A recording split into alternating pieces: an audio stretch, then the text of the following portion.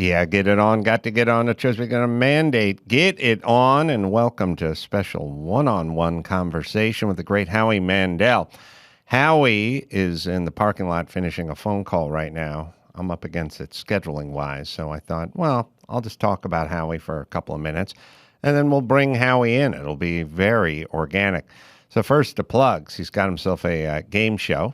It's called Bullshit, and the first season is streaming now on Netflix.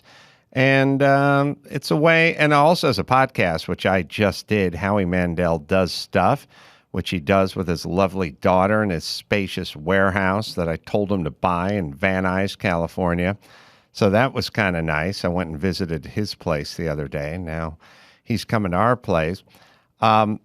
Many people may not know that Howie Mandel was a very early adopter of Vinnie Tortorich. That when I went and filmed Road Hard and we went to Howie's warehouse, this was his other warehouse, which is attached to his warehouse that I was in the other day, but it's back to back in the same neighborhood. Small world. I passed Garagos's airplane at Van Nuys Airport. I could see the big tail stab that had the G&G on it. The big boy I passed on the way to Howie's place the other day. Side note, anyway, he said to me after we were filming, because he was in Road Hard, graciously, as himself, he said after we were filming, he said, there's this guy, Vinnie Tortorich, and I guess it's coming up on 10 years now. He said, this guy, Vinnie Tortorich, I've used him. He's great. I've lost a bunch of weight. I feel strong. I feel healthy. He's not a nut. Kind of lied about that. But he said, this guy's really got it going on. He's got a book, Fitness Confidential, I think, at the time. And, I'm not some celebrity trying to get my celebrity trainer guy on your show, but I think you would be interested in talking to Vinnie Tortorich. So he did put us together initially, and that's where the love affair began. So you should know it is all the doings of Howie Mandel. Howie, I've socialized with, I've gone out to dinner with, and just one of the nicest guys. He's Canadian nice. He's definitely Canadian nice, and he's just one of the nicest guys in Hollywood. He's just one of these guys that doesn't say no to anything. So when you ask him to be in your movie, he says yes. And when you ask him to do the podcast, he says yes. And then when you ask him to come do your charity in Malibu, he says yes, although he did live next door to the Malibu house at the time, although I don't think he ever really lived there, or if he did, he lived there part-time. That's where his son did the big, I don't know if he leased it out for a big rap video or what he did, but there was a huge video at this huge, beautiful house that Howie built. And I think he went on to tell me that his neighbor was such a pain in the ass that he eventually just moved out of the place and sold it. And like I said, we'll talk to him and find out if I ever even lived there full time. But he's a real estate guy. He likes to buy. He likes to renovate. He likes to flip. And I was looking down on his bio, and I saw that his dad sold lighting, but he manufactured lighting, but he's also a real estate agent. So I'm just kind of wondering if some of that's in his DNA. But he buys stuff. He buys stuff, commercial stuff. He buys residential stuff. He renovates. He fixes it up. He flips it, turns a profit. And it's kind of a passion of his. But I don't think it's something that he doesn't do DIY shows or talk about it that much. So it's not something he normally gets into in depth. So I think we'll try to broach that with him as well. Also, you should know that he's the longest running judge on America's Got Talent. So he's been doing that for 13 seasons. Also, I mean, you guys probably know him best from Deal or No Deal, but let's not forget at the very bottom of the bio page, he was the voice of Gizmo from Gremlins. Oh, yeah. The Gremlin, that's Howie Mandel. The voice of Howie Mandel and the face of Reese Witherspoon. That's right. Wait a minute. Reese Witherspoon's in that movie? Let's take a look. Gizmo looks like Reese Witherspoon. Oh, okay. Sorry. I didn't get that joke. But it's right up there with my Chris Carter Godzuki joke. If we're going there, without the racial baggage, we'll see Gizmo and Reese Witherspoon. Is that something that everyone knows and I don't know? I don't think so. I came up with that a few years ago, and every time I tell somebody, they're like, "Oh yeah." Are they just saying that so you'll leave them alone, or do you think they really mean it? We'll show you a picture. It is Reese Witherspoon. Also, every time my friends and I and family went to Maui to stay in a resort, thank God Howie Mandel would be there. He always rented out a giant catamaran that was probably good for up to 25 people, and Howie only had 8 people, and so I would always go, hey, Howie, maybe we hop on the boat for the snorkeling tour. And he'd go, yeah, okay. Yeah, bring your wife. And I'd go, yeah, and like 13 people. Well, I think we literally had more of my friends on his super expensive rented catamaran than he had family members. And then it was kind of fun because at a certain point it was time to go snorkeling. And it was fun to watch Howie. Picture Howie Mandel negotiating a rental or provided used mask and snorkel. Is that sunk in? Howie dealing with a snorkel that was in someone else's mouth the day before. That was kind of fun. And my other recollections were he had a full beard at the time, and there's some sort of beard butter you put on in order to not have it leak through your mask, although Howie will shed a little more light on that. Howie's coming into studio right now. That's fine. I was on the phone. I get you're on the phone. You're a busy man. We started. That's fine. Come on in. No one receives oral better than me. That's what my coaster says. Why do you have so? Let me ask you something. Is that a brand deal? No. Your coaster says no one receives oral better than me, and that is why do you have a coaster for oral? Sometimes if you put a cup down on the table, you leave the ring. If you put your dick down on the table while somebody's sucking it, you will leave a stain. I get it. So this is an oral. These are blowjob coasters. I think you're overthinking it. I think I'm not. There's probably another coaster there that has another saying on it. People write down things that I say and they put them on coasters. There's one that your water's on. Don't do your best. Do my best. Do my best. That's my saying. Stupid or liar. I love that.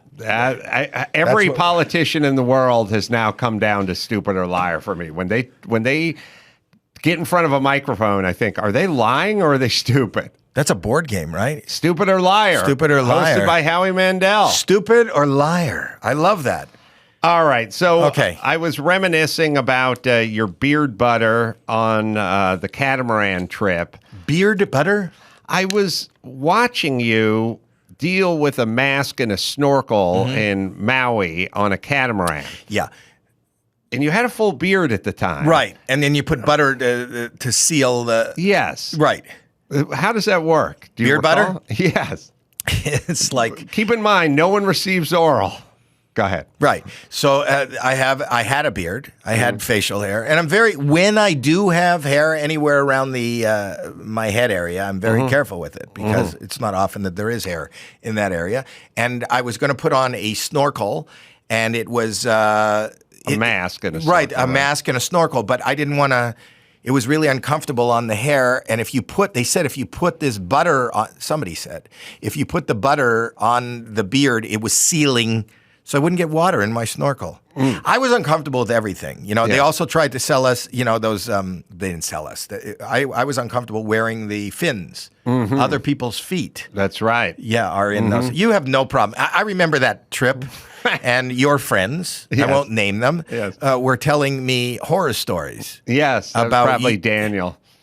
Probably. I don't want to throw anybody under the catamaran, but they were talking about how you would... you and your friends would either piss in a sink on occasion. Yeah. Yeah. So that and because you asked where the bathroom was on the catamaran, you went down there and they went, "Are you going to go wash your hands later on?" Because I always wash my hands. They go, "I would check the sink after Adam is in it." And I go, "Why?" He goes, "He doesn't he's been known to not use the bowl." Never at sea though. Never at sea? Why? My dad was a mariner, and he taught me the code of the sea. So this is around the house? My dad? No, pissing in the sink. Depending on the height of the sink and whether I'm shaving or not. You would shave and piss in the sink? I have been known to do that. But Really? I'm kind of an efficiency guy. Why can't you just shave over the toilet? I think if you told me you shaved over the toilet, that would be better. You could take the hood off the tank, dip your razor into the tank, you got the water. To me, that's efficiency. So it's just That's stupid. why you're here. Because I never thought of Problem that. solver. Problem solved. Howie Mandel.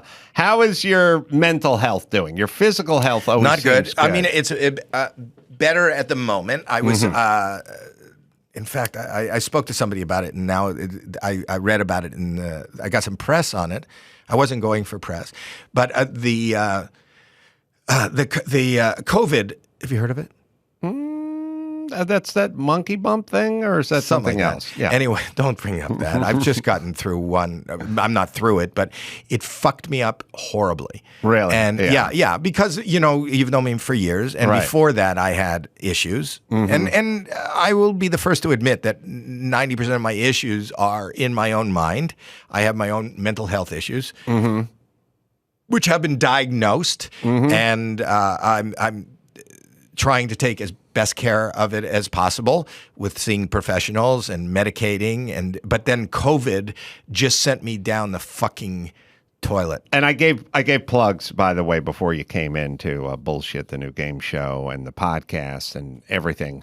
So you're saying I shouldn't mention it now? No, you can mention it all you want. No, I don't want to. I'm just saying I don't want you to think I haven't done my due diligence here. I pre-plugged you. Thank you. All. So this COVID was a tailor-made nightmare for you. Well, I'm not that I'm not a narcissist. I don't think this it wasn't created in the lab for Howie Mandel. No, is that what you're saying? Well, I'll tell you something. As much as I suffer, and it's not poor me, but I kind of understand, and everybody has their little axe to grind and their issues in life and whatever they do. I had somewhat of a bit of solace in being surrounded by clear-minded people who would always, including yourself, who would always say, "You're not going to die. You're not going to. Nobody's sick here. Nobody has a cold. Howie, you're okay." And in the midst of COVID, like when it first came out, there was nobody around saying that because everybody didn't know. And even the naysayers and even people like you, when we had a talk, you were on my podcast the other day, and it was good. I mean, I loved your discussion, but you even admitted that even though you're against the schools being closed, but in the first 2 weeks we didn't know, and then we realized. So even in that first 2 weeks when everything's being shut down, like when you are in a room, I remember it vividly, like it happened a minute ago. Every morning I woke up was a surprise to me. I thought I was dead every fucking day, and I just didn't want to suffer. I didn't want to not be able to breathe. I was so scared. The edge that I talk about is just pure fear. It was just pure fear. So that if I could take a gummy and just be like eased into like a fine glass of wine, if I could just doze off and go to sleep. Yeah. And then when I didn't go to sleep, anything that would just ease me out of consciousness. If I didn't wake up for 2 years, that's me showing up to work. There's a picture of me in a hazmat suit. But and I get that it's funny, and I celebrate the humor, and I have the sense of humor to my hell. But that's how I look on the inside all the time. So, I guess the difference between you and I is a big difference. I just realized I don't think I can control this at all. And when I realized I can't control it at all, I just sort of let go. And there's a kind of freedom. So that's the difference. Here's the difference. That we both start at the same point. We start at understanding that I don't have control. Not having control terrorizes me. Not having control allows you to release. Yeah, it's interesting. Maybe we can talk about being put under. And I don't know if you've been put under for medical procedures and things like that. I have colonoscopies. Oh, right. So you'd be put under for that. So there is a segment of our society that hates it because they go, what could happen? I could never wake up, or there could be like they really don't like being put under. So maybe in my I sort dichotomy, of- I love it. I love it too. I love it. I'm It's like propofol is my favorite. It's the best. I get the whole Michael Jackson thing. 100%. But Why he had to give it to the kids is a different story. Right. But for him, I completely get it. And I would think that you wouldn't be that guy because you maybe like or feel the control or feel like you'd like to control So here's it. what I feel. Yes, I feel like I'd like to control it, but if I'm being put under for, and it's only been for a colonoscopy and maybe some dental work, not at the same time, but it's I feel like I'm in good hands. You know, Right. I feel like there's nothing dangerous. I mean, Right. especially after the night previous to a colonoscopy, I am so thrilled to be put out. I Yeah. didn't You get to eat when you wake up. It's not even the eating. It's just like the fucking shitting is horrible. Yeah, well, you got to drink, yeah. 3 liters of seawater and whatever. That whatever doesn't. it is. It's not even the drinking. It's what happens after, and having Yes. little control over what happens after. So I find that almost debilitating. I find that horrific. The actual procedure is heaven. So you're sober now, It's correct. and you were able. You probably don't have the addict gene. I'll tell you what gene I have. I don't know that I would classify myself as an addict, but I will tell you that I am somebody who doesn't do anything in moderation. So I don't know if that's addicted, and whether it's Part like of it, yeah, that's some of it. Yeah. yeah, but it's like I don't need to, and I'm a proponent of whatever it takes. You know, if you need to go to meetings, if you need to go to Dr. Drew, if you need to do that, do whatever you need. I can't if I'm going to stop, then I stop. You know, it's not like I can't have a sip of wine. If I feel that feeling, then I'm just going to chase it until I'm unconscious. If I start exercising, then I'm running 7 miles a day. Every day till my ankle feels like it's broken. Right. Anything that I do is very over the top. Also, what goes along, at least I've learned from working with Drew all those years with the alcoholic gene, is oftentimes the thrill-seeking gene. So I love thrill rides.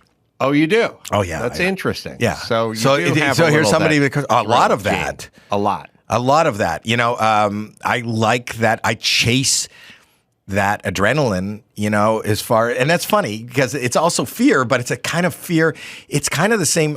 When people are talking about stand-up comedy, that's kind of the same adrenaline. I like to, and that's what I love about even your comedy, because I feel like you do comedy many times without a safety net. You know, where there are other people that aren't like us who I love. Like Jerry Seinfeld is a very amazing wordsmith, and he will craft every single word. And I know that he writes, because I saw that special, he'll have that lined paper in every act. And you, on the other hand, and I don't think he'd ever do this, will walk on stage and go, give me a subject, I want to rant. Right.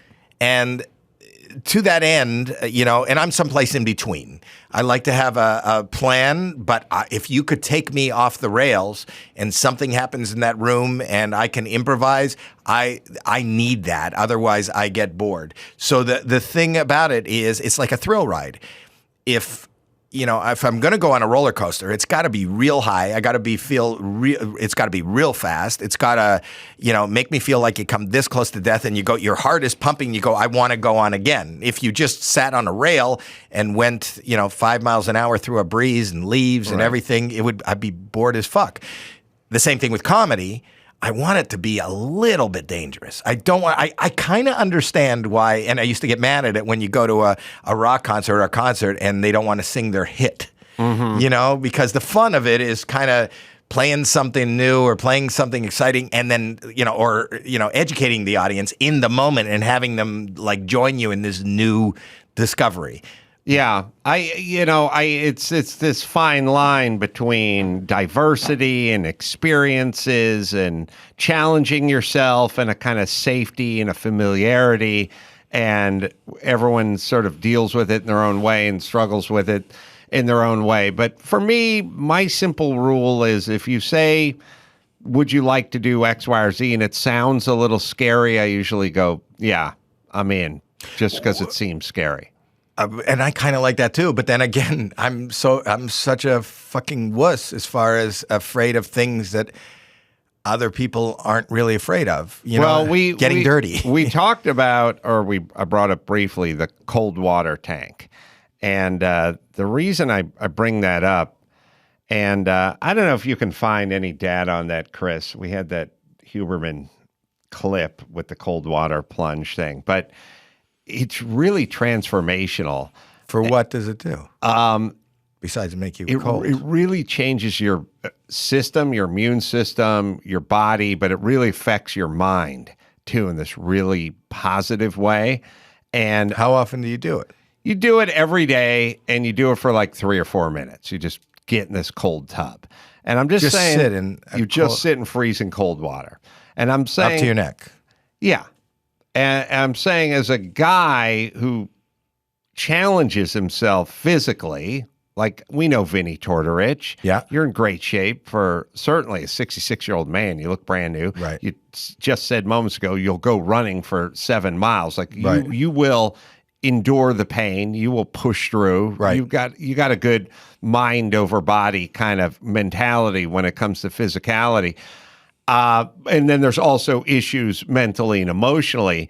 This is kind of both. This kind of is a physical thing and a mental thing. How long have you been doing it? Like 5 years or something like that. Oh, really? Every day for the last 5 years? Yeah. Well, we'll play you Dr. Huberman, who's been on this show. Just a little clip. Getting into cold water, the changes in adrenaline and noradrenaline, epinephrine and norepinephrine, were immediate and fast, and these were huge increases. So that's the getting into the cold water that everybody experiences, these huge increases in adrenaline. But then what was interesting is they observed that dopamine levels started to rise somewhat slowly and then continued to rise and reached levels as high as 2.5 times above baseline. That's a remarkably high increase. Remember, if we go back to our examples of chocolate, sex, a doubling above baseline, nicotine, 2.5 times above baseline, cocaine, the increase in dopamine from cold water exposure of this kind was comparable to what one sees from cocaine, except in this case, it wasn't a rise and crash. It was actually a sustained rise in dopamine that took a very long time, up to 3 hours, to come back down to baseline, which is really remarkable. And I think this explains some of the positive mental and physical effects that people report subjectively after doing cold water exposure.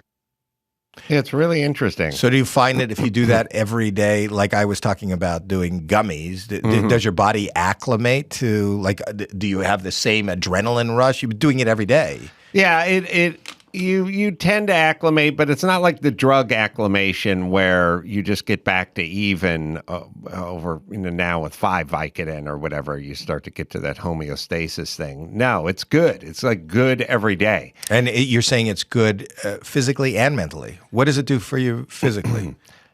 Physically, there's a physiological effect to your body being, and look, I'm no neuroscientist. Makes your dick really small and shoves your balls up into your body. That's the bummer of it. So try not to look down. You don't do it with the ladies. But it activates your system. Like your immune system just goes into overdrive. Like when you get out, you're red because your body went, something's going on, we got to move.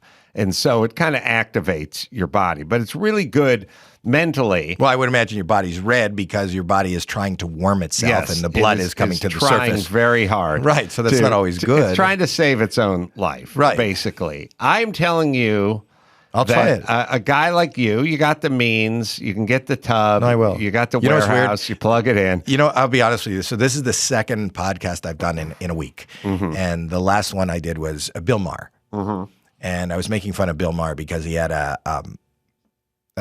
trampoline in his backyard, which I thought as a single guy he was putting on shows. It's fine if you have kids. It's weird if you don't. Yeah. Not really. So he explained to me that is the best form of exercise. He uses it for himself for the lymphatic system. Really? And I looked it up, and since I did that podcast, I went and bought a trampoline. Go look up trampoline, Google trampoline and lymphatic system. It's better than anything you can do for the and it keeps you healthy. And I went and bought one, and I truly believe in it now. And now I come and do your podcast, and I will go from here to wherever you get an ice tub because I'm fascinated. I got to stop. My wife is going to make me stop doing podcasts because at the end of every podcast, I come home with some weird. Have you not heard the lymphatic system and jumping? I've not heard about that. Put something up. Just Google lymphatic. You got it? It's true. There's a ton of it, and I read it.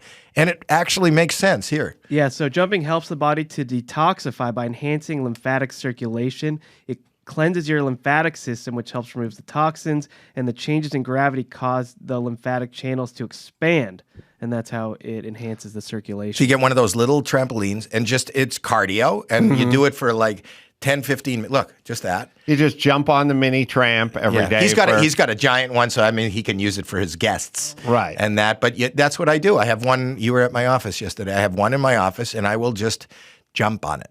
And I seem to feel better. I'm sober. I'm jumping up and down, and I'm about to get chilled. Yes, put the tub right next to the I will.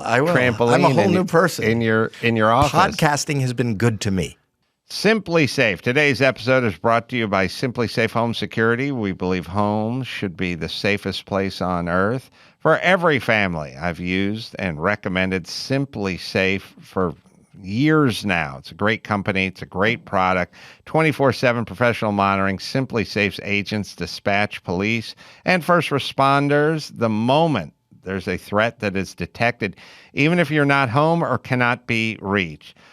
$1 a day, no long-term contracts. That's all it costs. Named Best Home Security of 2022 by U.S. News and World Report. 3rd year in a row. Thank you very much. Customize the perfect system for your home in just a few minutes. It's Simply Safe. 2 eyes in there. SimplySafe.com/Adam. Go there today. Get a free indoor security camera plus 20% off interactive monitoring at SimplySafe.com/Adam. I love talking to Bill about those kinds of things. He came in here and did my podcast and was telling me certain health tips and things like that as well. He sent me a whole book. He did? Yeah. You went and did his show. Yeah. I went and did a show over at his house. You didn't see the trampoline. So I didn't see it. We went into Club Random, and Right. I was standing outside. He's got this palatial yard, and if you're facing the building, if you look up to the left, it's on another level, and it's a full size one with a net around it that you would have. Right. And in my mind, before I asked him what it was, I thought like single ladies would be jumping. Well, you're talking to the Man Show guy, so we had the latest. I know that's trampolines. right. I know, but this Jump is Street. just Bill Maher alone, up and down on the trampoline. Did was he stoned off his ass when he did that? The jumping or the podcast? The podcast. He's somebody who you can't really. Yes, I would say, but I think he handles after. I would think he was stoned because he was smoking all throughout the. The So interview. you have a sneaking suspicion he may have been high because he was smoking. But he handles it. It was kind of like me after 3 months and 10 gummies and, and smoking. You wouldn't have known. Yes. I can look at episodes of me on television last year and go, you have no idea what I had before that. And I think I was witty and quick and funny and clear, but I know that I wasn't. So he is it doesn't seem to, or I don't know what the effect on him is, but he smokes and he's been very open about partaking. No, he's one of these guys who is sort of like, I have respect for him. He's like, look, I'll go home, I'll get high, or I'll sit around in Club Random and interview Howie Mandel or Adam Carolla, and I'll get high. But then I'll go do real time, and I don't get high. That's a job. Like, you can't really be high on that job. How do you There's a lot know? of stuff to do. How do you know? I saw you on it. You were really good this week. Oh, thanks. That's what he told me that. Oh, yeah. See, And also, you don't think he would take a toke before the show? I did Club Random where he took multiple tokes, Right. and then I did real time, and there was a difference in his demeanor, I would say. I think And you don't think it's just the suit? No, I think he has, unlike you, Howie, a professional line is drawn between when he goes in and does that show. I don't believe he gets high, or that's what he said to me. Oh, and then he's if a he said it, I believe him. He's a totally truthful No, human being. he is one of the most honest, smart guys. I love him. I thought it was a good show. And we're now kind of getting to the point where, and I think you're at this point, I'm certainly at this point, I don't really care if I agree or disagree with someone anymore. I just want to know they're telling the truth. Or at least Or are they telling stupid? Their version, stupid or liar. Yeah, but what I'm saying But I'm is actually refreshed at this point in my life. I love to be with smart people that I don't agree with. yes. And there is nothing more fascinating than to have somebody really smart change my mind. I'm not, Yes. I'm open to, I don't have to be right. I just have to, I'll tell you what I think and you tell me what you think. And if what you think makes more sense to me than what I think, I am thrilled because I feel like then you move the needle. I feel like I want to, even at this point in my life, I want to evolve. And I feel that we have a tendency as human beings to just hang on to, we find a comfort place in as far as education, point of view, interests, and then we hang on to that. And then you end up being the old guy going, that's not music. right. You know, you should have seen when we had music. Oh, Guy Lombardo. I mean, that's Well, there music. you go. But that's Les kind of Brown, a great that's music. right? But that's the same thing, and it's happening right now. I agree, but maybe you and I and Bill are of a certain vintage that we kind of grew up with that ethos. You know, it's not Well, younger I think- people who are hived themselves off now and said, you're not the boss of me. And then also, I have a building background and sort of a mechanical, tangible background. And you are not a builder, but you love real estate, and you love renovation, and you've done many homes and properties and things like that. You can't go into that environment with I know how I believe in my heart. I have this thought about cove molding or crown molding, or I know it's like, you have to be totally fluid because someone is going to explain to you every other day why we can't use your idea for the countertop, why we need to go this route. And somebody once said to me, and I believe that this is true, the secret sauce to whatever it is that you, me, and Bill and many other people are experiencing that you lose is curiosity. You know, and most people, you know, when you look at very young people, and that's how they're able to be sold, you know, on what their looks are and what their shape should be and what they should be listening to, is because they're driven by nothing but curiosity. You know, they'll open up the magazine. What are they wearing? What is everybody listening to? And they're so curious they don't even have their own taste. They just want to know what everybody else is doing so that they can be on board. And then what's next? And what's next? And what happens as you get older is you go, well, that's very tiring. That's really tiring. So I don't give a shit anymore. But some of us have an innate curiosity just because on things that we find interesting. Like, what's interesting? I think that a lot of people lose interest, just have no interest. You know, there's a lot of people, probably more in the generation just previous to ours, where they became 65 and they were forced to retire from some corporate job, and then they just sat at home. They didn't have a hobby. They just had nothing, and they just wither away and do nothing. And that's kind of the norm. And I think we are, you know, at an age now where we have access to a lot more than our parents did. And hopefully, you know, maybe there'll come a time, I'm speaking as of right now, you know, somebody like Bill Maher is really interested in what's going on. And I think he'd be interested even if he wasn't doing his show, you know, and he would have an opinion. And I feel like you're the same way too. I don't know that you're not this guy because you're doing a podcast. I think that this is when you have these opinions and when you're speaking about it and when you're talking to people, I sense, and you can't make this up, an authenticity of being truly interested, truly hearing. You know, you have a lot of diverse kind of thought thinkers on with you. It's not like everybody. You have the right to book. You could book people who think just like you, are on the same political side as you, the same thought. yeah, I want to talk to everyone about everything. And I want to hear what they have to say. And I feel like that too. But I don't think that that's a usual. That's not. You know, we all kind of live in our little cliques. When I say we, I mean the world or America lives. Most people live in a neighborhood where everybody looks like them. Everybody's in the same socioeconomic, level. Everybody is politically alike. You can say that this neighborhood is this. This is who they vote for. This is what they look like. This is what they believe in. And I love, maybe it's just by virtue of being in this business, you get to play with people who are, I have friends who are 30, I'm 66. Who would think, my parents never had a friend who had a 36-year age difference. Right. And I have people that I work with and I respect. And even in as far as comedy, I watch things that blow up on TikTok and I don't get it. And I'm reading all the comments. This is the funniest thing. And I have to call my son and I go, look, this thing's got 100 million. And everybody's saying it's funny. Explain to me why is this funny? Like, I don't get this joke. Tell me why. And then he could sometimes explain to me and I go, oh, I didn't even see it like that. You're right. This is why it's funny, and it's like the new music.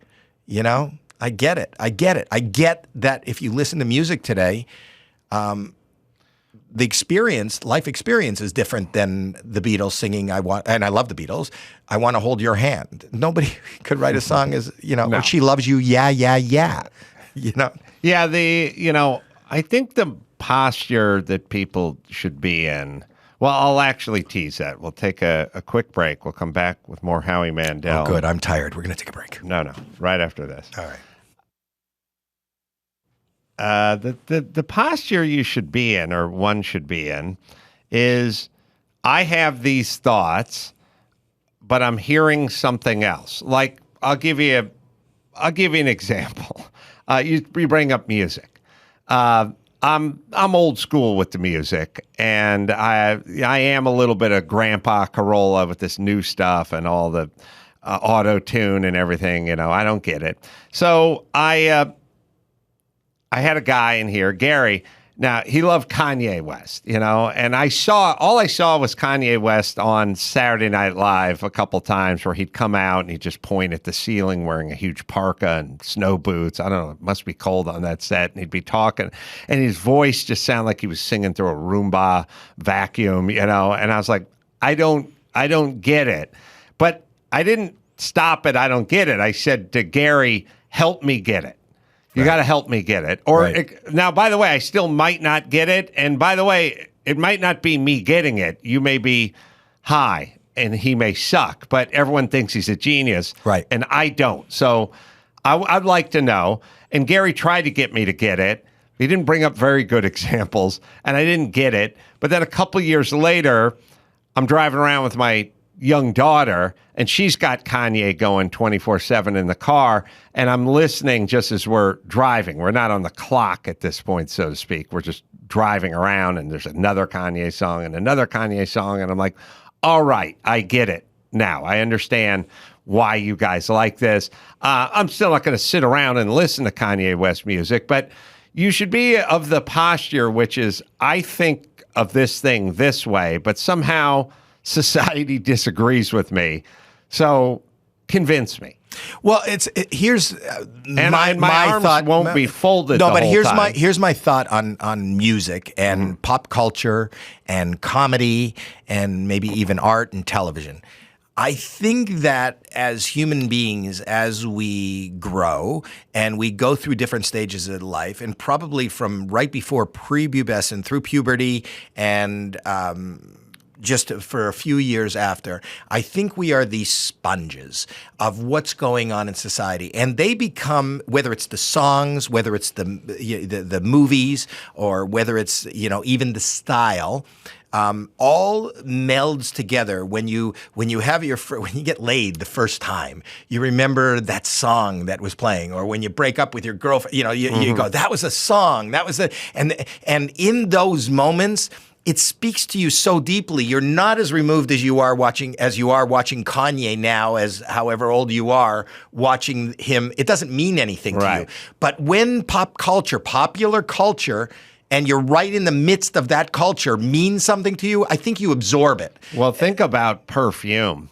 If you can remember the perfume of your first love. Absolutely. It's just perfume. And if you walk through the Macy's perfume aisle, you wouldn't think anything of it. But that at that Smells, particular but time. everything, our Right. whole environment, Yes. the way people dressed, the way there was haircuts, the Right. way people spoke, the things, that was groovy, that which sounds stupid now. Right. But when there was a time when your ear heard somebody say that and you thought, oh, that person's twice as hip as I am. They know what's going on. They know.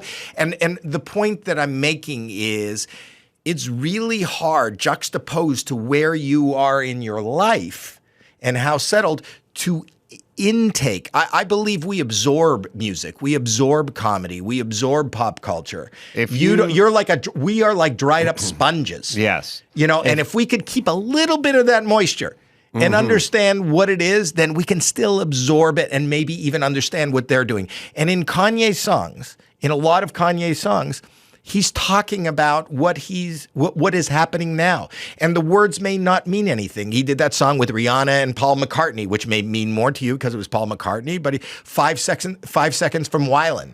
Like, we didn't even use that terminology, but everybody, even if they're doing good, they're 5 seconds from fucking snapping. But we were never 5 seconds from snapping, but kids are, and that's what's happening. And there was a school shooting the other day. People are 5 seconds from Wylan. That means something to somebody young now. And as somebody my age, I hear that and I go, oh my God, he is got his finger on the pulse of what's going on.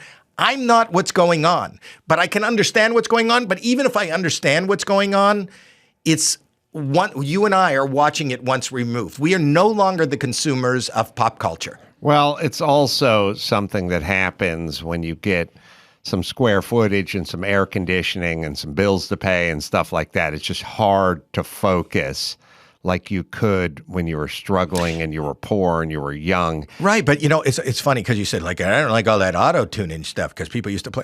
But it's amazing that there is a technology that can create, even if somebody isn't melodic and it could hit that note. I had Phineas on my podcast. Phineas is Billie Eilish's brother, but he's brilliant. He won the Academy Award and he talked about, and he's 24 years old. He's won 8 Grammys and an Academy Award.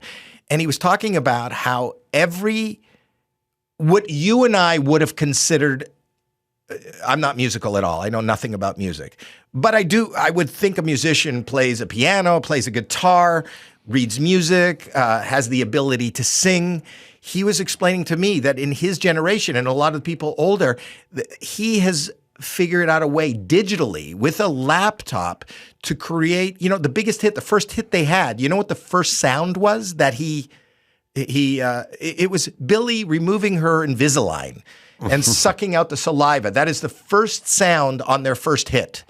And what he does, and I think he's absolutely fucking genius, but he has his iPhone out on a table in a restaurant, he was explaining to me, and he just records all the sounds throughout the day. And all those sounds make it into the music. And maybe subliminally, when you're listening to the music, maybe it's a huge hit because subliminally this rings like the world that people are living in, and he's using, it's not a guitar, it's not a keyboard. He does play instruments, but it's just, he has taken the sounds and the rawness of this world and created musicality with it.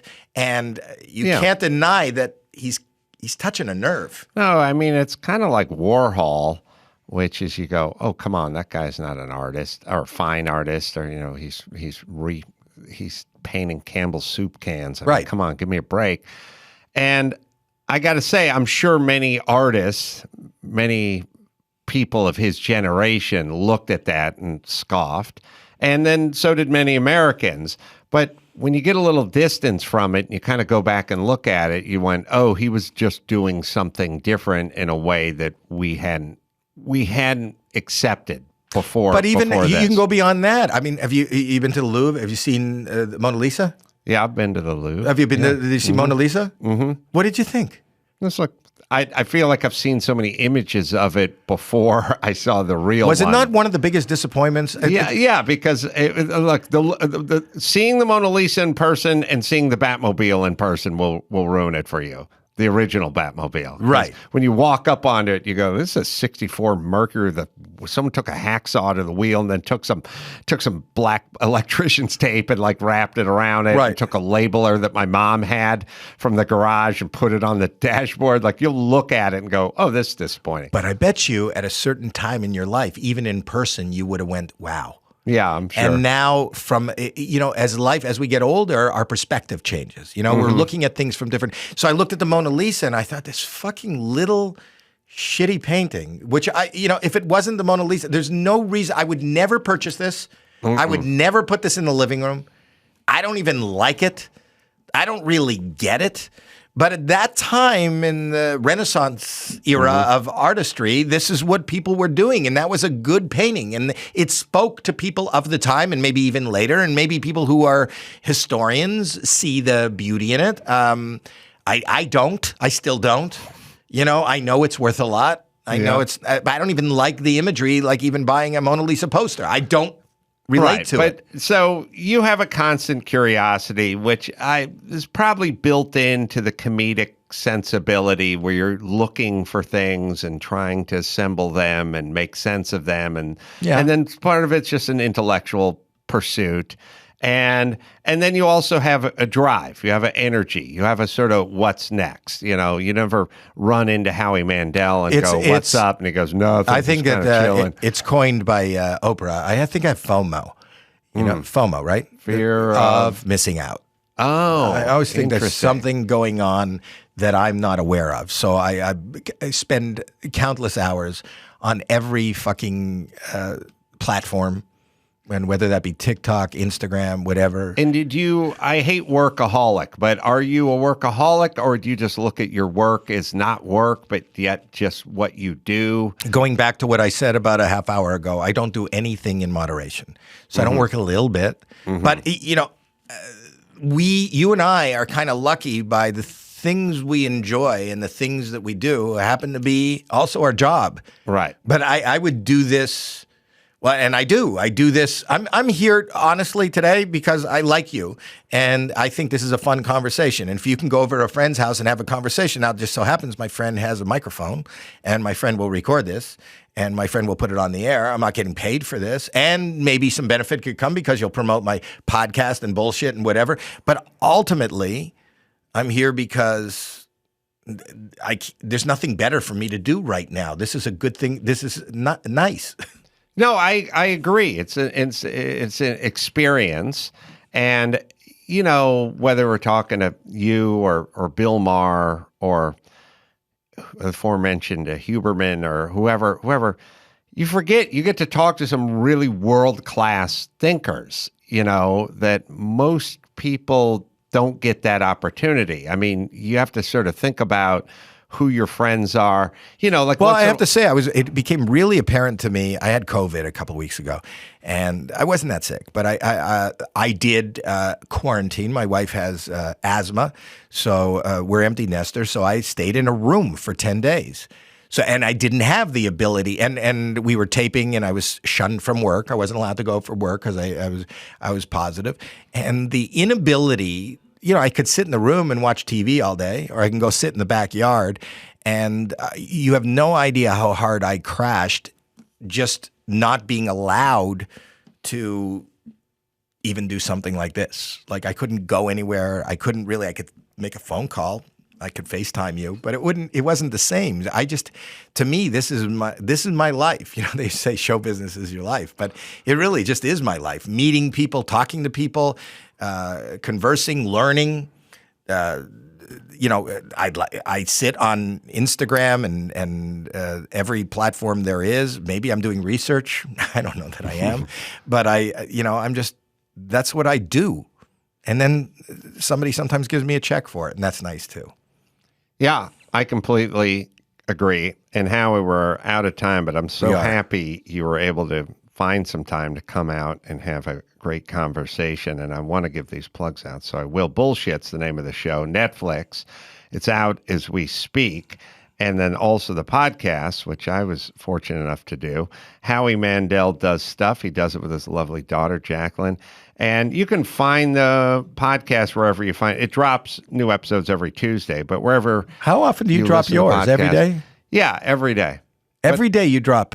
Yeah, but again, I'm with you in the camp that it's not work. I just talk to interesting people most days. Wow. Not all, so but most. This is out like now? No, this one we're going to hang on to and drop it a little later in the month. So look forward look I will. forward to I'm that. a big fan. I'll be looking for it. So, until next time, it's Adam Carolla for Howie Mandel saying mahalo. They take you on a full journey where like you're rooting for him and then you're like really Very not much rooting not, for him. Yeah, like you at first you're like, this guy's fucking amazing for comedy and so he's incredibly talented, and then you're like, oh my god, he's a monster. What was very interesting is how they showed little like seeds he was planting. Like he almost was